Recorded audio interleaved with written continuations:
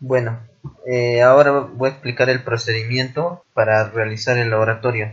Primeramente, en primer lugar, rellenamos el ATS antes de realizar para identificar peligros y los componentes que vamos a usar y los equipos que tenemos. Bueno, como siguiente paso es identificar el motor asignado para realizar la actividad. Como vemos acá tenemos las especificaciones, el motor, el modelo es 2C, la serie es 2973-8106, el calibre, la carrera, la cilindrada.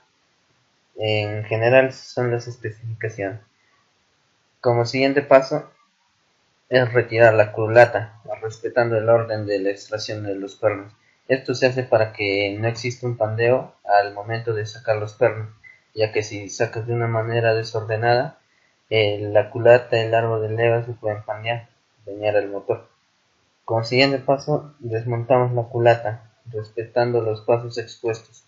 Bueno, primero sacamos la culata, luego de la culata ya tenemos el monobloc, pero hay unos pasos para sacar esto, para no evitar dañar y pandeos. Y bueno, acá tenemos en una imagen como fue el desmontaje de la culata y también del empaque. Esto lo hacemos con mucho cuidado para evitar rayar la superficie del monobloc y dañar el empaque. Como siguiente paso medimos con la regla de pelos y un calibrador de laminillas la superficie del monobloc para determinar la curvatura. Esto se hace para verificar que el motor no esté dañado, el monobloc, la superficie que no tenga una curvatura o un pandeo fuera de rango, como ya le explicará mi compañero con las medidas. Bueno, como siguiente paso se mide con la galga telescópica y un micrómetro para medir la velocidad y conicidad de los cilindros. Esto se hace para verificar que el aceite no pase por ninguno por la superficie cuando estos se ovalen con el uso del motor. Como siguiente paso medimos el volumen del pistón, para ello usamos una probeta y agua. Bueno, la probeta establecemos una cierta cantidad y luego restamos lo que vaciamos al pistón para hallar el volumen del pistón. Bueno, y como ya lo verán a continuación. Bueno, eso sería todo. Muchas gracias. Bueno, mi nombre es Marco Antonio Curo Campos. Bueno, continuando vamos a tener la medición de la distorsión o planitud del monobloc. Aquí tenemos nuestro monobloc y las herramientas que vamos a utilizar es la regla de pelo y la laminilla. Estos son los puntos de medición que vamos a hacer, 1, 2 y 3. Según las especificaciones del fabricante nos dice que la laminilla máxima que debe ingresar es de 0.0 milímetros. Tenemos aquí la posición. Nosotros pusimos OK porque la laminilla máxima no logró ingresar a lo que es por dentro de la regla de pelo. Eso quiere decir que la planitud de nuestro monobloc está muy bien, ya que si digamos entra la laminilla 0.20 y a pesar de eso tú continúas con otra laminilla de 0.30 y eso ingresa, eso quiere decir que hay curvatura en tu monobloc y eso puede causar fugas de gas o también puede ser fugas de aceite. Continuando vamos a realizar la medición de ovalicidad o conicidad de los cilindros. Aquí encontramos cómo debemos medir lo que es las medidas que vamos a tomar. Y según nosotros de nuestro motor, la línea roja representa lo que es A, la línea celeste B. Como vemos acá tenemos algunas especificaciones que nos da el fabricante. Los datos que tomamos son estas. Aquí tenemos el diámetro en A1, diámetro A2, diámetro A3. Aquí es el número de cilindros, 1, 2, 3, 4. Aquí también contamos con lo que es B1, B2, B3. El fabricante nos dice que para determinar la medición de la ovalicidad resta el valor obtenido en A1 menos B1, luego A2 menos B2 y finalmente A3 menos B3, colocando la mayor diferencia en la fila de la ovalicidad. Bueno, aquí tenemos las diferencias. Aquí tenemos el número de cilindros. La diferencia en A1 menos B1, aquí nos da los valores. El fabricante nos dice que escojamos el número mayor, el valor mayor, digamos. Aquí tenemos marcados los valores mayores. Y estos valores mayores van a lo que es esta parte de acá. Bueno, la conicidad se halla, como dice aquí, en medida mayor menos la medida menor entre A, B y C. Aquí tenemos, y las diferencias aquí tenemos.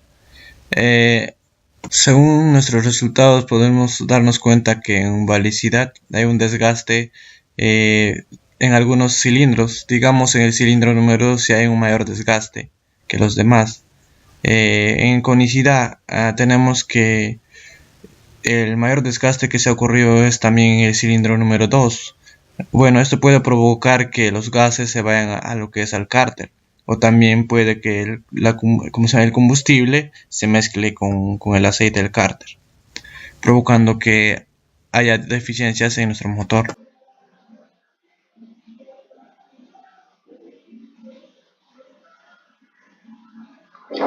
Bueno, ahora vamos a ver lo que es el cálculo de la relación de compresión. Para ello, aquí tenemos la fórmula, que es el volumen del cilindro más el volumen en la cámara de combustión sobre el volumen en la cámara de combustión.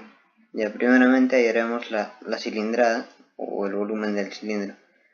Ya primero medimos lo que es el diámetro para hallar la sección, y como bien sabemos la cilindrada es la sección por la carrera, y también medimos la carrera. Ya esta sería la cilindrada de un cilindro, pero la total sería esta, que es la multiplicada por 4, que es porque contamos con un total de 4 cilindros. Ya luego de ello se calcula lo que son el volumen de la cámara de combustión, que esto es igual al volumen del pistón más el volumen de la junta.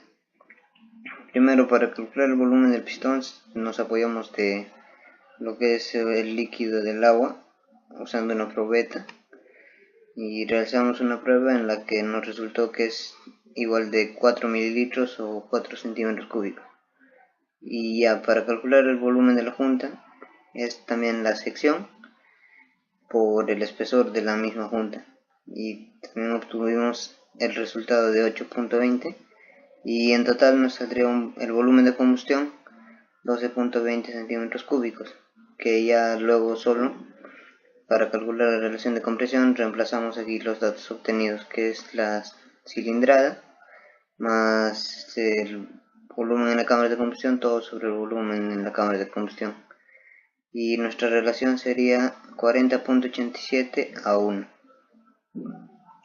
Buenas, profesor, mi nombre es José Torres Ortega y continuando con el video voy a explicar el cálculo de la potencia del motor diésel, además de los respectivos análisis de las actividades llevadas a cabo en el taller número 3 del curso de motores de combustión interna. Con respecto al cálculo de la potencia del motor, se nos está diciendo que con los datos obtenidos anteriormente de las actividades llevadas a cabo de las mediciones, si con estos datos se puede calcular la potencia que se desarrolla dentro de los cilindros del motor, con lo cual podríamos decir que no, debido a que para poder calcular esta cantidad o esta magnitud se necesita también de la presión media de trabajo del motor, con lo cual no disponemos.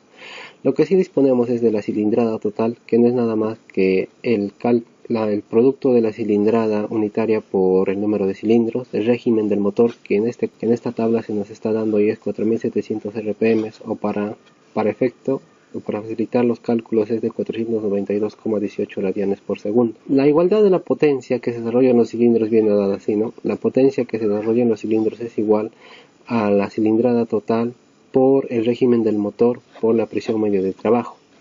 Como nosotros tenemos estas tres variables, porque la potencia se nos está dando acá, que es 54 kilowatts a 4700 revoluciones por minuto, lo cual está acá, podemos calcular en sí lo que es la presión media de trabajo, ¿no? Despejando esta variable de acá nos sale que la presión media de trabajo es 55,67 atmósferas. Seguidamente vamos a realizar ahora el análisis de las actividades con sus respectivas conclusiones. El primer análisis que vamos a realizar es con respecto al estado de cada uno de los cilindros del monobloc con las mediciones e inspecciones que se han realizado. en donde el fabricante me dice que el diámetro del calibre de cilindro máximo, es decir, el diámetro tanto en el eje longitudinal como perpendicular a este, debe de ser 86,23 milímetros, el máximo. Y acá en la tabla se nos está mostrando las diferentes mediciones de cada uno de los cilindros, ¿no? Tanto A1, A2, A3 como B1, B2 y B3. Y como se puede observar, todas las mediciones son menores a la que establece el fabricante, y con lo cual se nos recomienda que si el diámetro del calibre de cilindro es inferior al máximo, se debe de usar una escariadora de rebordes para rectificar la saliente superior. Para poder reafirmar esta conclusión de que se debe de rectificar los cilindros, en esta parte donde se hizo los análisis de ovalicidad y conicidad de los cilindros, tanto 1, 2 y 3 y 4, el fabricante también nos dice que cuando la conicidad o el ovalamiento del cilindro por desgaste sobrepasa los 0,15 milímetros, es recomendable rectificar los cilindros del motor. Y como podemos observar acá, el cilindro número 1 y número 2 sobrepasan este valor que establece el fabricante, con lo cual volvemos a concluir que los 4 cilindros deben de ser rectificados. El 3 y el 4 deben también ser rectificados debido a que el diámetro es inferior a lo que establece el fabricante.